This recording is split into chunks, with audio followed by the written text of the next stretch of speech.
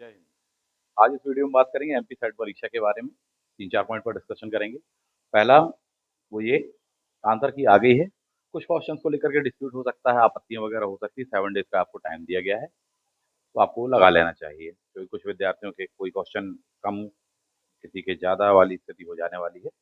उस पर्पज से कुछ एविडेंस वगैरह दिए हैं। दूसरा पॉइंट कि इसका कट ऑफ वगैरह क्या जाएगा। तीसरा, रिजल्ट वगैरह कब तक क्या कैसे क्या संभावना है, इन विषयों पर बात करेंगे। सबसे पहले हम बात कर रहे हैं डिस्प्यूटेड क्वेश्चन, या जिन क्वेश्चनों के आंसर ऐसा लगता है कि हाँ शायद कुछ और होना चाहिए।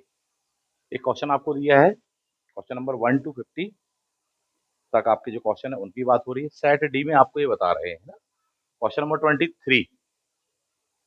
23 यहाँ पर ये दिया हुआ है कि सीरीज को पूरा करीजिए।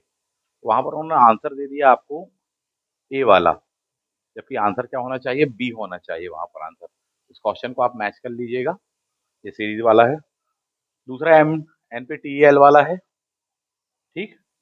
तो उन्होंने अलग माना हुआ आंसर क्रॉस चेक कर लेना। हालांकि इसमें चारों ही ऑप्शन गलत है, पहले मैं बता चुका हूँ आपको।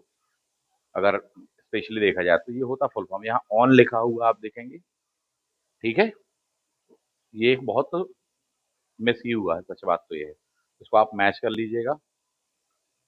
हिस्ट्री सब्जेक्ट ऑप्शनल पर हम बात कर रहे हैं। हिस्ट्री ऑप्शनल, कुछ क्वेश्चंस ऐसे हैं जिनको आप देख सकते हैं नागाने का माना गया है आयोग के द्वारा इसका आंसर।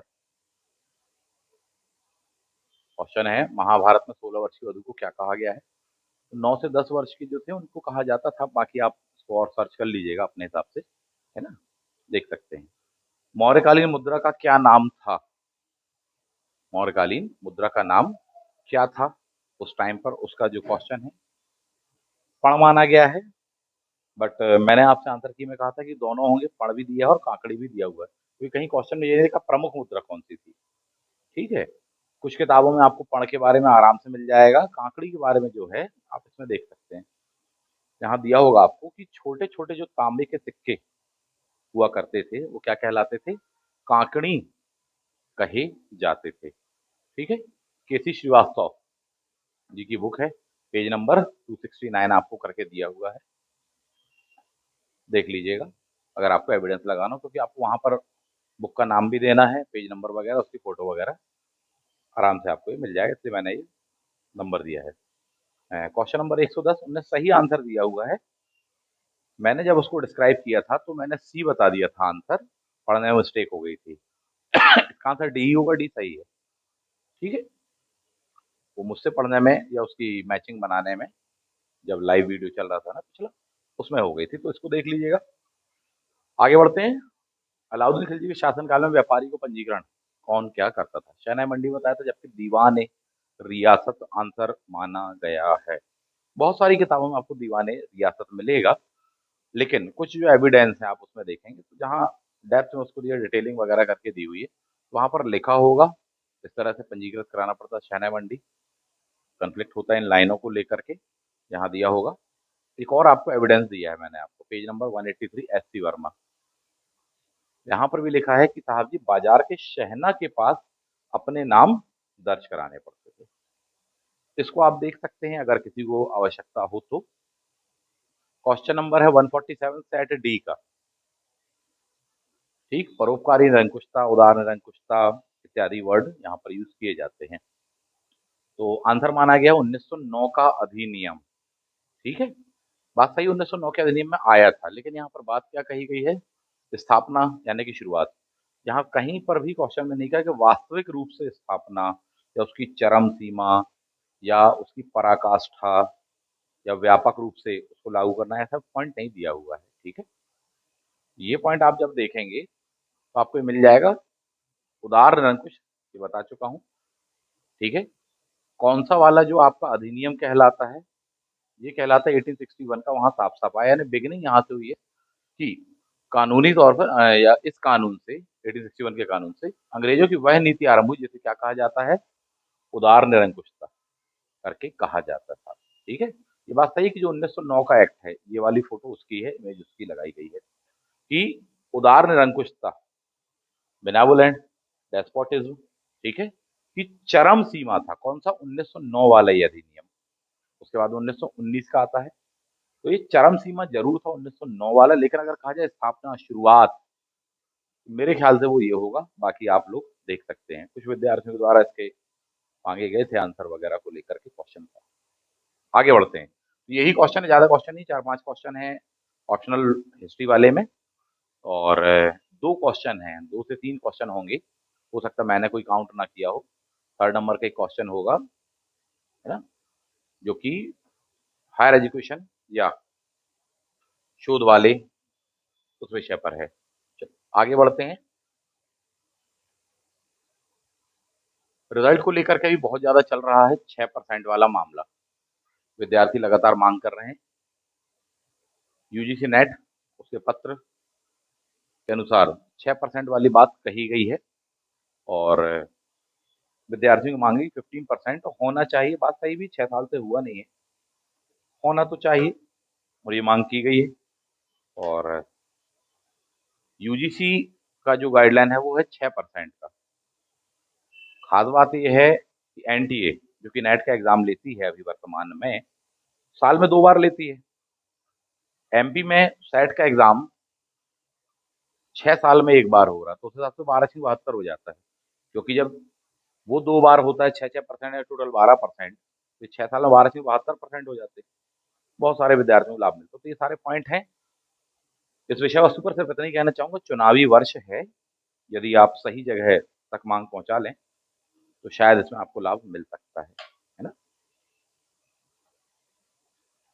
सीएम सर को लिखें, संपर्क करें शायद।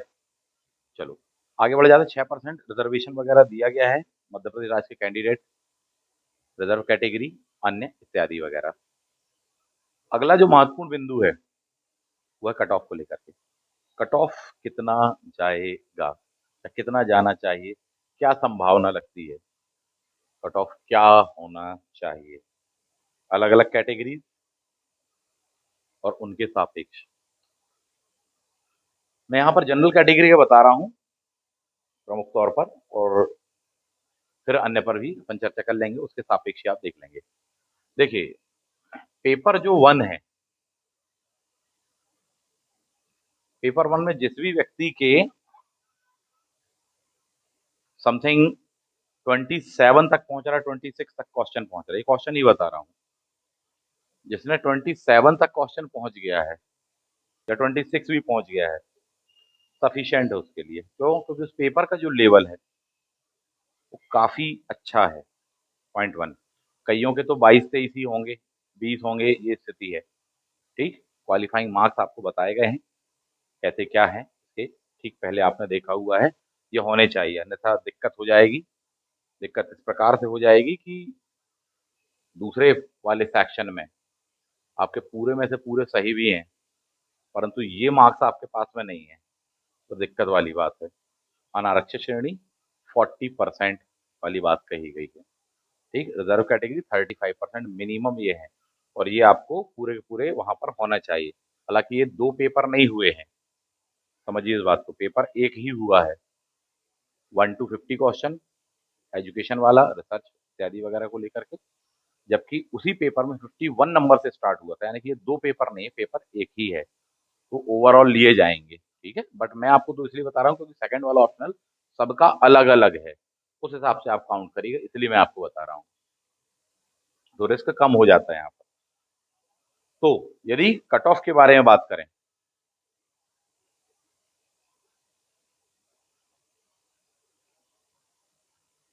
तो पेपर 1 में मेरा मानना यह है कि जिस भी विद्यार्थी के 25-26 और बहुत हुआ तो 27 सही है,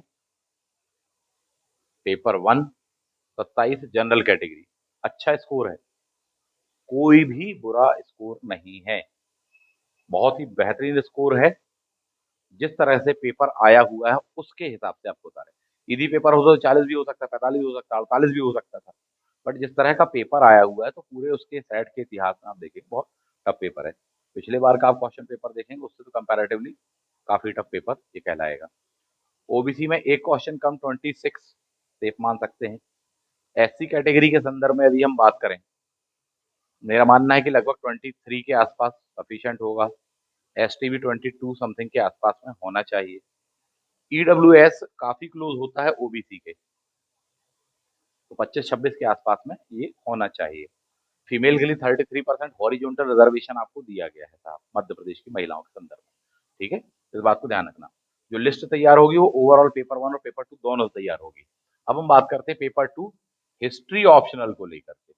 अन्य विषयों पर नहीं बता रहा हूँ, ऑप्शनल सब्जेक्ट हिस्ट्री को लेकर के बता रहा हूँ कि जो नई आंसर की आएगी अभी, जो भी बदलाव करे किए जाएं आयोग के द्वारा, उनके सापेक्ष में आपको बता रहा हूँ।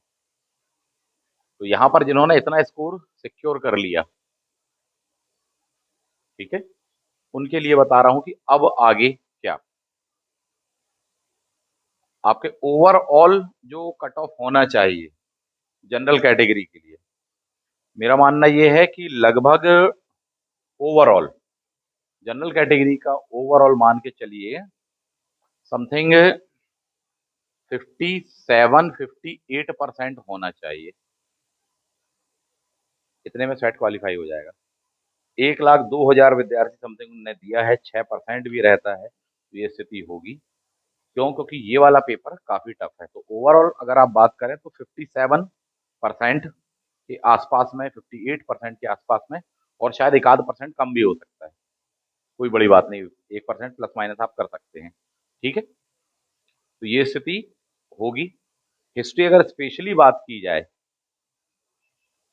केवल और केवल इस संदर्भ में, तो जिन भी विद्यार्थियों के मान लीजिए यहाँ पर 60 आ रहे हैं,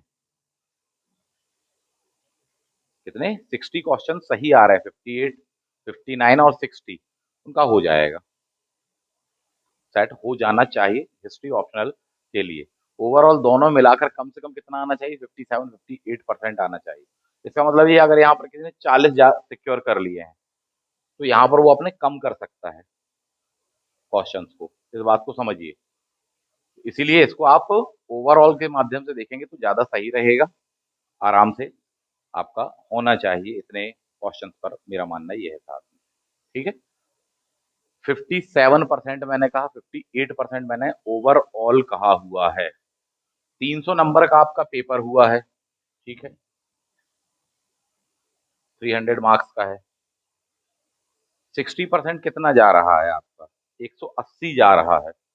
60% मैंने कहा 3% और कम, यानी जिनका भी 170 के आसपास में, 172 के आसपास में छू रहा है, इसको मिलाकर और इसको मिलाकर वो जनरल कैटेगरी में मेरे ख्याल से पास हो जाएंगे, आराम से उनका हो जाने वाला है, ये मेरा सोचना है।